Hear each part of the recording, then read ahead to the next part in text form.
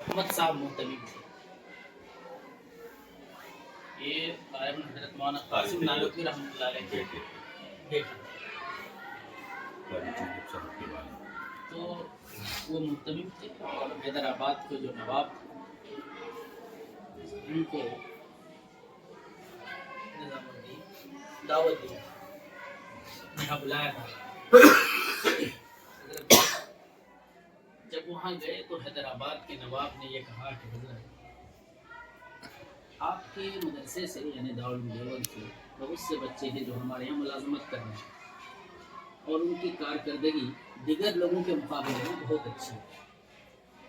تو انہوں نے کہا کہ کیا اچھا ہوتا کہ سال کے آخر میں آپ دارالعلوم کے فضلاء کو ہمارے یہاں بھیج دیں تاکہ اس کو ہم یہاں ملازمت میں لگا دیتے اور ان کی کارکردگی سے صلاحیت سے فائدہ اٹھائے.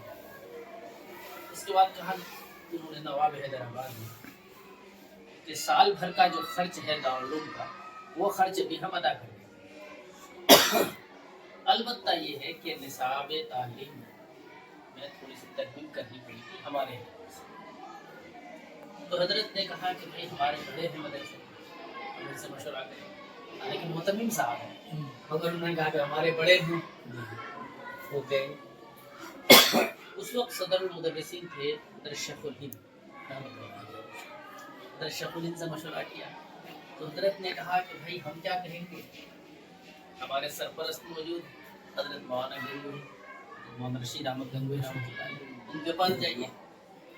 حضرت مطلب دیکھیے کتنا کنیکشن ہے کہ بھائی ہم سے نہیں ہمارے بڑے کے پاس جائیے, بڑوں کا مقام اور مرتبہ. تو حضرت گنگوہی رحمۃ اللہ علیہ کے پاس گئے اور یہ واقعہ سنایا. پورے سال کا خرچ دینے کے لیے تیار ہے. تو حضرت نے بڑی اچھی بات, حضرت نے کہا کہ بھائی نواب حیدرآباد کی ریاست جائے بھاڑ میں, ہم اپنے بچوں کو اس لیے نہیں پڑھا رہے ہیں کہ ان کے وہاں جا کے ملازمت کریں, ہم اپنے بچوں کو اس لیے پڑھا رہے ہیں, دارالعلوم ہم نے اس لیے قائم کیا ہے تاکہ ہندوستان کی ہزاروں کی تعداد میں جو مسجدیں ہیں مسجدیں آباد رہ سکیں اور مدرسے آباد رہ سکیں. بس یہ ہمارا کام ہے. اور صحیح کہ الحمدللہ 1857 کی جنگ آزادی کے بعد سے آج تک دارالعلوم دیوبند کا قیام ہوا. اس کے بعد سے آج تک کونے کونے میں آپ جائیں کوئی بھی ایسی مسجد نہیں ہے کہ وہاں پر کوئی امام نہیں ہے, کوئی ایسا مدرسہ نہیں ہے کہ وہاں پر استاذ کی کمی ہے. تو یہ دارالعلوم دیوبند کا ہی کیا پوری دنیا کا کوئی ملک نہیں ہے. ہاں کوئی ایسا کئی گاؤں دیہات میں. ابھی ایک جگہ گئے تھے نگر نوسا, وہاں پر 3 مسجد کا بھی سروے ہم لوگوں نے کیا ہے. اس سے پہلے ایک مسجد کا کیا تھا تو مسجد تعمیر کی, یہ 3 مسجد کا بھی پھر کیا ہے. تو وہاں پر 3 مسجد سروے کیا. ایک مسجد بالکل کھنڈر ہو چکی ہے, دوسری مسجد بھی کھنڈر ہو چکی ہے, ایک مسجد وہاں پہ بڑی عالیشان پرانی مسجد, اس بات تقریباً 20 گھرانوں کو مسلمان 20 گھر. امام صاحب سے ملاقات کی, ان سے پوچھا کہ آپ کو تو انہوں نے کہا 6,000 اور کثیر العیال شخص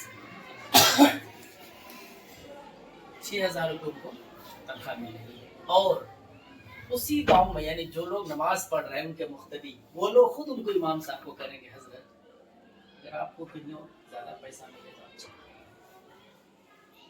تو امام صاحب یہ کریں کہ نہیں ہم یہی کام کریں. اب یہ بتائیے کہ وہ امام صاحب یقیناً غریب ہیں اور ان کے غریبی میں ہی رحمت ہے جس کی وجہ سے وہ ٹکے ہوئے ہیں, ورنہ اگر وہ مالدار ہوتے پیسے والے ہوتے تو رہتے نہیں. اس لیے ہمارے جو اکابر اور بزرگان دین تھے وہ یہ چاہتے تھے کہ ہمارے جو مدرسے کے جو طلباء ہیں جنہوں نے اپنا انتخاب مدرسے کے لیے کیا ہے وہ خالص مدرسے والا آدمی